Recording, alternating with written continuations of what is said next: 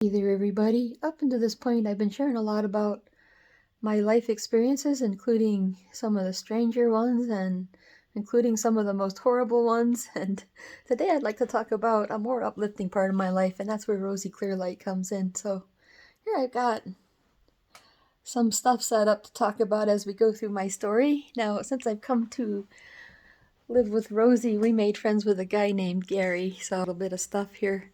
We called him Papa Smurf. And then I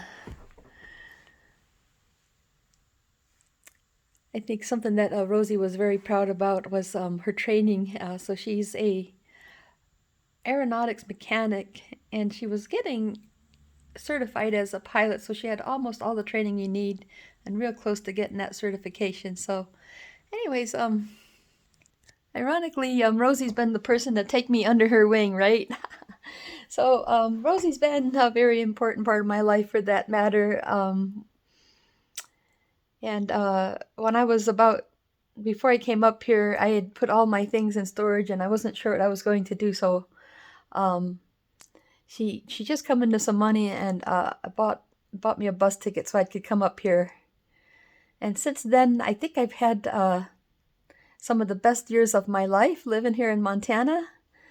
And so I'd like to talk a little bit about having known Rosie and how we got to know each other and some of the experiences that we've had. And so a big part of the reason I moved up here, you guys, is because she's really about the only person who listens to me. And I've been through a lot of these visionary state experiences, and my desire to talk about them has made it very uncomfortable for me to be around my family and my close friends, because even though there's a lot of people who love me for who I am and accept me the way I am, they just can't tolerate me talking about stuff like that, especially if I talk about who's been in my visions and stuff. So anyways, I feel like a big part of the reason I came to live with Rosie is I just wanted to run away from all these people and all this stuff. And otherwise, I probably never would have came to Montana, even with the invitation, you guys. So anyways,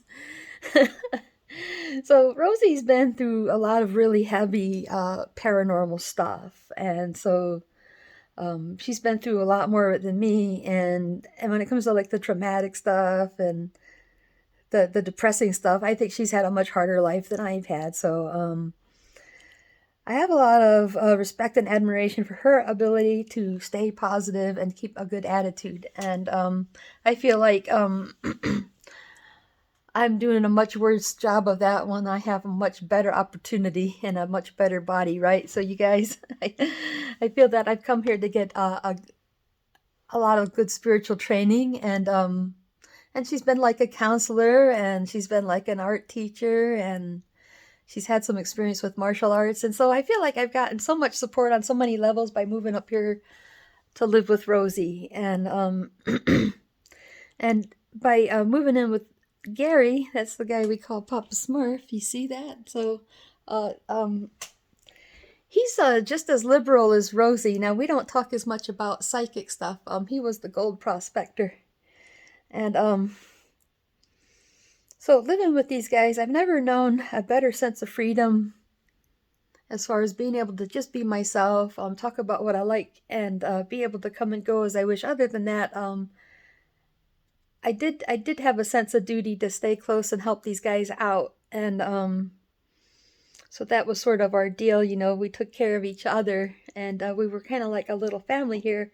Now, I've never felt mistreated, particularly in a way where people are condescending or belittling or anything like that. You know, these friends have never been abusive to me in that way.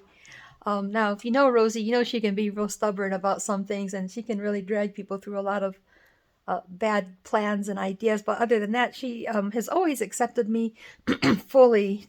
These guys have always trusted me. They've always seen the good in me, you know. Um, they've always had faith in me. They're willing to help me get a leg up in life. And so thanks to them, I think as I get a new start in life, I do have some advantages that I wouldn't have otherwise. Again, I wouldn't be in Montana if I hadn't met Rosie, um, and it's really hard to say, you know, what life would have been like if I hadn't had these visions I've been sharing, because In 1982, at the age of 6, one of my earliest memorable visions, Rosie and Howard were good friends of my mom's, and we went over there to introduce me to a little kid named Billy. And so, in reality, we all did meet in 1996. So, um, I went up to Denver in 1995 just to pay a visit. I was the age of 20, and my dad had a really good friend in the music business there. And so I thought if I moved to Denver, then I would also get into the music business. So I went up there and I went to see a band called Die Krupps. These guys are like industrial rock, a German band. And I met a guy named David Mendigoran. So he liked me, and I think he wanted to be my boyfriend, so we stayed in touch. So I went back to Key West and saved up some money and got all my things and came back to Denver. And then David and his sisters helped me to get an apartment up the hall from them in the Acacia building. So David started seeing Rosie's daughter Freya, and then they ended up bringing Rosie over to their house. So after a while, Amy came over, David's little sister, and knocked on my door and said, Jody, you gotta meet this lady. She is so cool, and she likes to talk about paranormal stuff just like you. So, I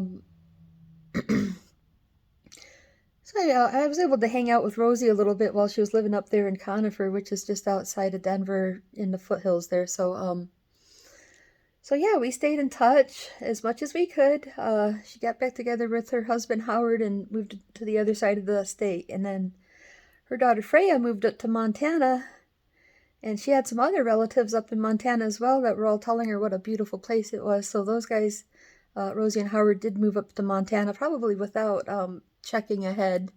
They just went for it, and they ended up getting that place in Big Fork. Well, Howard was dying of prostate cancer, and he ended up dying of a heart attack instead. So in 2008, we lost Howard, and then Rosie invited me to come to Big Fork. So the following summer, she bought me a bus ticket, and I came up here. And since then, I think I've had some of the best years of my life. My mom came up and stayed for a little while eventually, and they became close friends. So I'd like to share a little bit more about what I know about Rosie in my next video. So I hope you guys are enjoying hearing about my life and some of the different things I go through. And you guys take care. I'll talk to you soon.